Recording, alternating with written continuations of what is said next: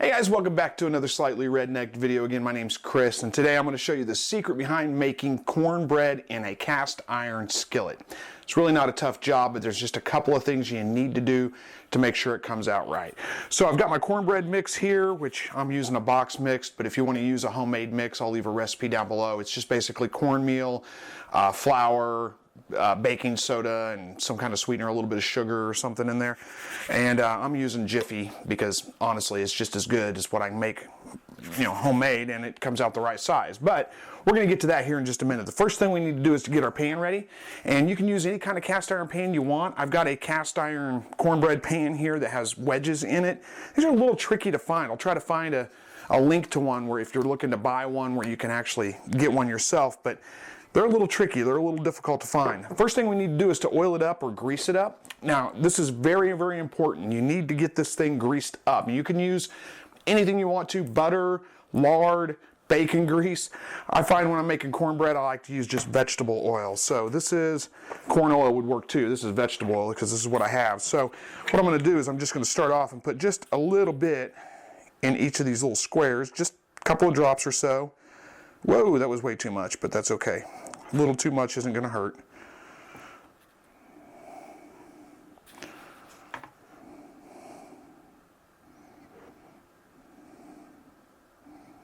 And of course, if you're using a full-size skillet, you don't need to put, you just put a little bit in the skillet. It doesn't matter.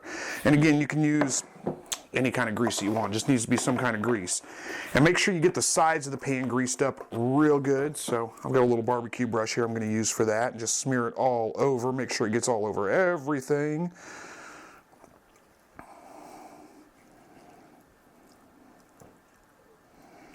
Okay, I think I've got my pan oiled up pretty well. There's quite a bit of oil in the pan, but that's not going to matter. We'll take care of that here in just a little bit. So the next thing we're going to do, and this is the key right here, stick this thing in the oven and turn my oven on and get the oven heated up. So that's going to go to 475, I believe. Let me check my recipe box here and see what it says to cook at. It says 400, so we're going to go 400.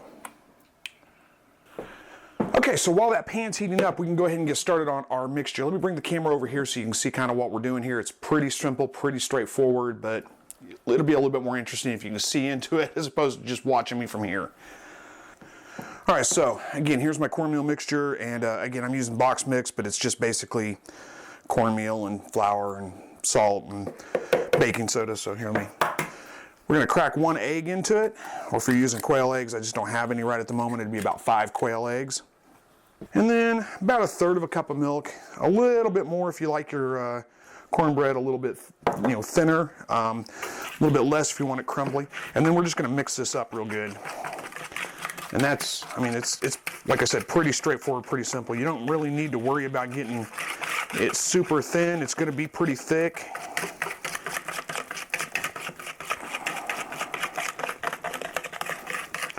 Now from here you can add any number of things you want to add into it. It looks a little thick. I think I'm going to add a little bit more milk, but before I do that I'm going to add in some honey. I want some sweet cornbread tonight. If you want it spicy, cayenne pepper works well in here. Jalapenos, you can chop up jalapenos and put them in there. Just about anything you want to flavor it. I'm going to put some honey in here because I want a sweeter cornbread. So I don't know, a couple tablespoons of honey works out pretty well.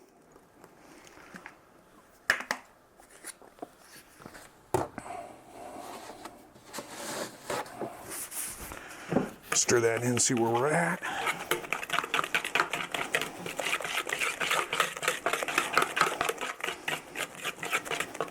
That's probably good.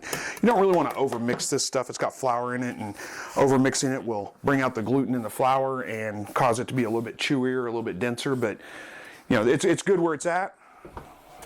I'm going to wait. I'm going to let it set right here while my pan heats up, and then I'll come back and I'll check it. And if it's still, it doesn't look too bad right now. I think it's fine. But if it seems to be too thick at that point, I'll add a splash or two more milk in there. Buttermilk is really good to use in your cornbread as well. I just don't have any buttermilk on hand right now. So that's it. We're going to let this sit until our skillet is good and hot, and then we'll be back with you. All right, so my pan should be heated up now. The oven is up to temp. There we go. And you may not be able to see that, but that pan's smoking pretty good. It's good and hot. So I'm just going to take this extra oil and dump it in here. Hopefully I don't drop the pan. Almost did. These little gloves are kind of hard to hold on to things. And then we'll give that another stir. Just stir that extra oil into that. And it does seem just a little thick, so let's get just a splash of milk in there. I want to work fairly quickly now because I don't want my pan to cool off. This is the important part. Pan's got to be good and hot. There we go. That's fine. That's perfect. So then at this point, it's just going to be pouring it into my pan. And we should hear it sizzle a little whenever it hits that pan.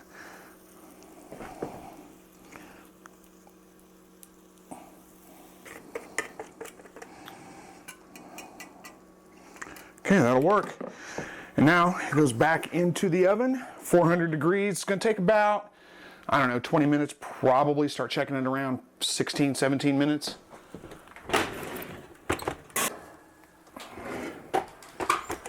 All right, cornbread is finished.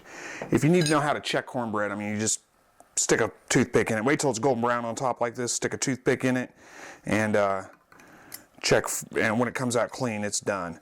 So I'm going to run a knife around the edge here to loosen these up because they will kind of stick together.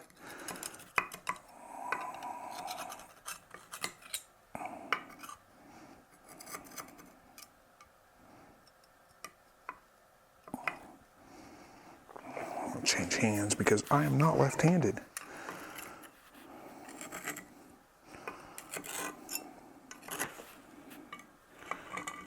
And then you should be able to just kind of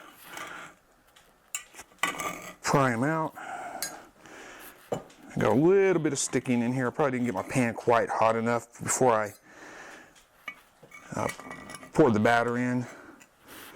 It's not too bad though.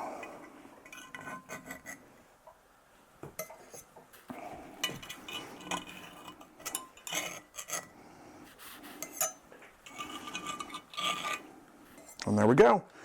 We've got cornbread. Let's stick some butter on them while they're still hot.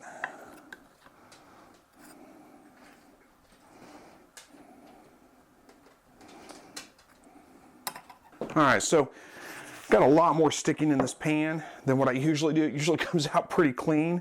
So I think the problem I had was I didn't get my pan quite hot enough. I was a little bit impatient, and probably because I'm filming a how-to video, it just doesn't work perfectly whenever I'm doing that. Usually they just pop right out of there. But anyway, I'm gonna go ahead and post this for you guys, let you see this. This is how you make cornbread in a cast iron skillet, and usually it doesn't stick that bad.